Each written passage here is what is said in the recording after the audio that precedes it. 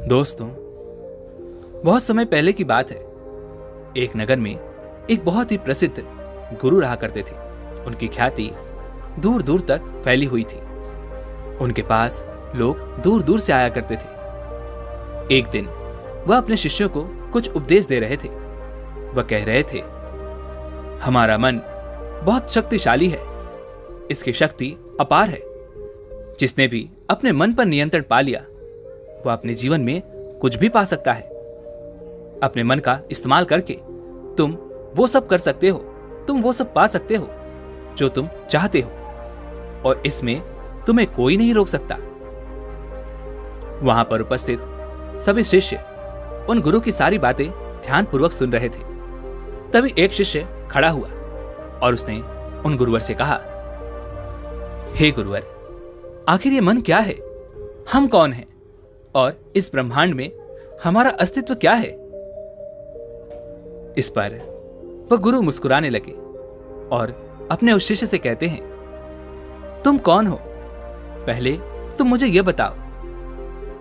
इस पर वह शिष्य कहता है, हे गुरुवर, मैं एक लड़का हूं। मैं आप ही के साथ इसी आश्रम में रहता हूं। मेरा नाम पृथ्वी है और मैं आपका एक शिष्य हूं। इस पर वह गुरुवर अपने उस शिष्य से कहते हैं, ठीक है, मैं ये समझ गया कि तुम्हारा नाम पृथ्वी है और तुम मेरे साथ मेरे आश्रम में ही रहते हो। तुम मेरे एक शिष्य हो, लेकिन यह तो तुम्हारा शरीर है जो हमें इस दुनिया में दिखाई दे रहा है। लेकिन आपके भीतर जो आपके शरीर को चलाने वाली शक्ति है वह तो दिखाई नहीं देती, और शरीर को चलाने वाली चैतन्य शक्ति को ही हम आत्मा कहते हैं। तभी वह शिष्य एक बार फिर उन गुरुवर से कहता है, हे गुरुवर, ये आत्मा क्या होती है? इस पर वह गुरुवर अपने उस शिष्य के इस सवाल का जवाब देते हुए कहते हैं, भंते, आत्मा हमें दिखाई नहीं देती, हम उसे केवल महसूस कर सकते हैं। ठीक उसी तरह जिस तरह यह हवा, जिसे हम देख नहीं सकते लेकिन इसे हम महसूस जरूर कर सकते हैं। दोस्तों, ठीक उसी तरह से बिजली भी है। बिजली से चलते पंखे को हम देख सकते हैं, लेकिन बिजली अर्थात उसे चलाने वाली ऊर्जा अदृश्य है। बिजली के बिना उस पंखे का कोई अस्तित्व नहीं।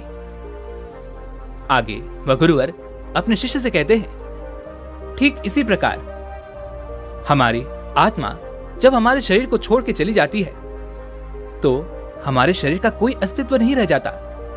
हमारा अस्तित्व वहीं पर समाप्त हो जाता है, जिसे हम मृत्यु कहते हैं। तभी वह शिष्य एक बार फिर से खड़ा होता है और उन गुरुवर से कहता है, हे गुरुवर, आप तो हमें मन